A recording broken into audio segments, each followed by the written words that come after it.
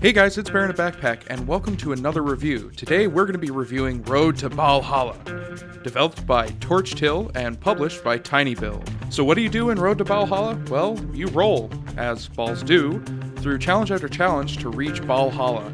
Going into the actual gameplay of the game, it plays a lot like a typical marble game. You roll around, avoid obstacles, and try and reach the exit in ideally as quick of a time as possible. In addition to the basic mechanics, there's also puzzles to be solved, ranging from simple timing puzzles to more complex puzzles that require a lot of thought before attempting them. Throughout the levels, you also see orbs that you can collect to unlock more ball styles and fancy up your balls. Each of the 20 levels that the game has to offer has a lot of variety. Each has their own theme to it, and they often add new twists and mechanics to the game. Sometimes they change up the level themselves, such as taking away the walls so that way you can actually fall off the map if you're not careful. And even simpler than that, they often change the visual appearance of the level itself, so you get to look at your balls in a new light. All of these things add up to make it a new and interesting experience every single time you hop into a new level. In addition to the main game mode, you can also play the Rush Trials, which are a time trial mode in which you compete to try and get a better time than other players playing the game. One of the skills you possess is the ability to boost, which allows you to get around the map quicker and sometimes avoid obstacles, but be careful, if you boost over certain traps, they will quite literally bust your balls. Eventually, there will also be community maps available through the Steam Workshop. One of the biggest features of the game is its humor. It's filled with dry, deadpan humor, similar to the comedic stylings of the Stanley Parable, well, minus the comfortingly British voice.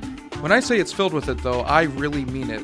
Within the levels, there's different writing that appears on the floors to help guide you through the level, but oftentimes it's either mocking you or trying to trick you into killing yourself, and then, well, mocking you for that too.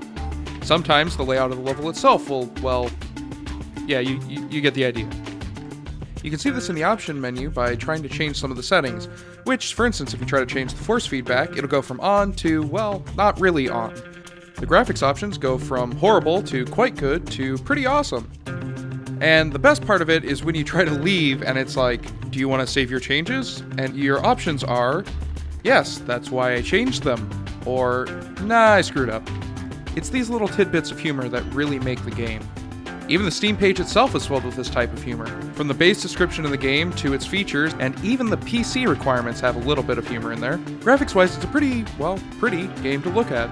The game has a sleek, futuristic style of bright colors and metallic matte environments that's reminiscent of the environment of Tron. The traps are clearly visible and are actually color-coded depending on what they do. For instance, the blue traps will kill you immediately if you touch them, whereas the red traps do damage over time, and the purple traps will move through the level with the music. And really, that's the biggest selling point of this game, is the music, and really how the music ties in with the game itself. The soundtrack, composed by Nicholas Singer, features unique electronica tracks designed to complement each level. In Road to Ballhalla, the music isn't just background to the gameplay, but a key feature in it. It truly is rhythm-based gameplay. The traps themselves will react to the music, either activating with the beat or moving around with it, and will even play chords along with the music for emphasis. Some of the levels themselves incorporate this by having the entire level based off the song, such as having invincibility during certain beats of the song, or hiccuping and bouncing your balls all across the map. By the time you reach the final level, it is the key to surviving, because it will test your ability as a player to navigate the map, but also your sense of rhythm as you try to get through the map whilst taking in the musical cues to survive. And really nothing is left without some sort of musical involvement. Even the orbs you pick up to unlock style items have a little musical cue associated with picking them up. And it's actually in tune with the music playing at current. You feel like you're playing a melody as you're collecting the orbs. So what Road to Ballhalla has going for it is that it has an excellent musical score, challenging and clever levels, and great humor. On the downside, there does happen to be a little bit of a difficulty boost near the end that can be frustrating for players who have not played this type of game before or are having a little trouble with it in general. Additionally, the price is a bit high for what you get. The game can be beat in roughly 2 to 3 hours, and the current price tag as of writing this review is at $15, so that gets a little bit spendy. However, as community content becomes part of the picture, it will increase the content available to players and hopefully make this a little better price for the game. However, my own personal opinion is that it would be better at about $10. As for ratings, I give Road to Ballhalla for gameplay 8.5 out of 10, for story 5 out of 10, for sound 9 out of 10, for graphics 8 out of 10, and for content for cost 5 out of 10.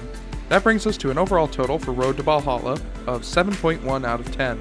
If you'd like to pick up Road to Ballhalla and roll your way to victory, you can do so on Steam.